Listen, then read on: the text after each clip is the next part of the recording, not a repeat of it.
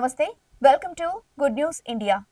గచ్చిబౌలిలోని 400 ఎకరాల భూములకు సంబంధించి మొదలైన వివాదం క్రమంగా ముదురుతోంది. భూములు తమవంటే తమవేనంటూ రాష్ట్ర ప్రభుత్వం హైదరాబాద్ సెంట్రల్ యూనివర్సిటీ యుద్ధానికి తెరలేపాయి. రాత్రి పగలు తేడా లేకుండా దాదాపు 50 ఎక్స్కవేటర్లతో ఆ భూములను చదును చేసే కార్యక్రమాన్ని సర్కారు ముమ్మరం చేస్తుంటే, మరోవైపు వర్సిటీ భూములు కాపాడుకుంటామంటూ విద్యార్థులు ఆందోళనలు కొనసాగిస్తున్నారు. విపక్షాలు వారి పోరాటానికి మద్దతు పలకడమే కాకుండా ప్రభుత్వ వైఖరిపై విరుచుకుపడుతున్నాయి.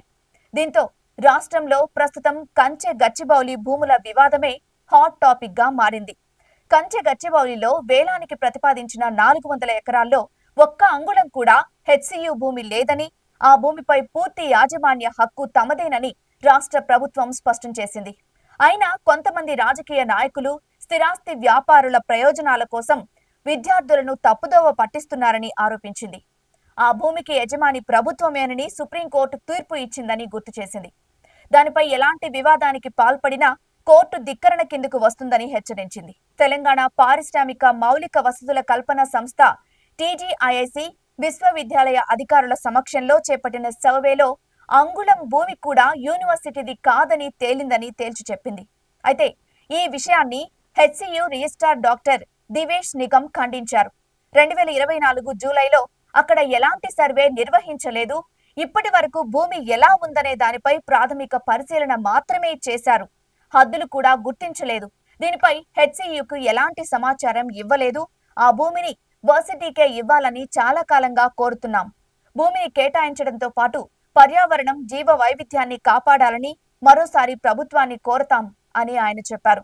2004లో ఈ 400 ఎకరాల భూమిని చంద్రబాబు ప్రభుత్వం ఐఎంజీ అకాడమీకి అప్పగించింది. అయితే ఆ కంపెనీకి సామర్థ్యం లేదని, కంపెనీ బోగస్ అని ఆ తర్వాత వచ్చిన వైఎస్ రాజశేఖర్ రెడ్డి ప్రభుత్వం ఆ కేటాయింపుల్ని రద్దు చేసింది. ఈ రద్దుపై ఐఎంజీ కోర్టును ఆశ్రయించింది. 21 ఏళ్ల పాటు జరిగిన న్యాయ పోరాటం తర్వాత ఆ భూములు ప్రభుత్వానివేనని సుప్రీంకోర్టు తీర్పునిచ్చింది.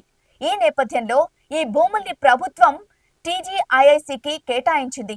ఈ భూములను అభివృద్ధి చేసి పరిశ్రమలకు విక్రయించాలని టీజీఐఐసి నిర్ణయించి నోటిఫికేషన్ జారీ చేసింది. అయితే ఆ భూములు యూనివర్సిటీవే అంటూ విద్యార్థులు ఆందోళనలకు దిగడంతో వివాదం మొదలైంది.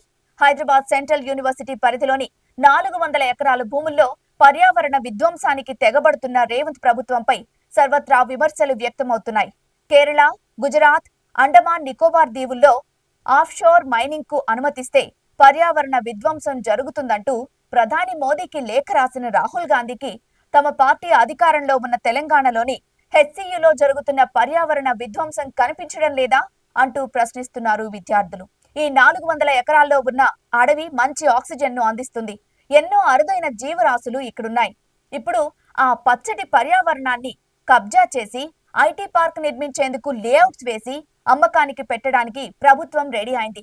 ఈ అడవిని కొట్టేస్తుండడం వలన ఇప్పుడు 10 రెట్లు జీవావరణం మన కళ్ల ముందే ధ్వంసం కాబోతోంది. దీనిపై యూనివర్సిటీ విద్యార్థులు కోర్టులో కేసు వేశారు. మరి కోర్టులు ఎలా స్పందిస్తాయో చూడాలి.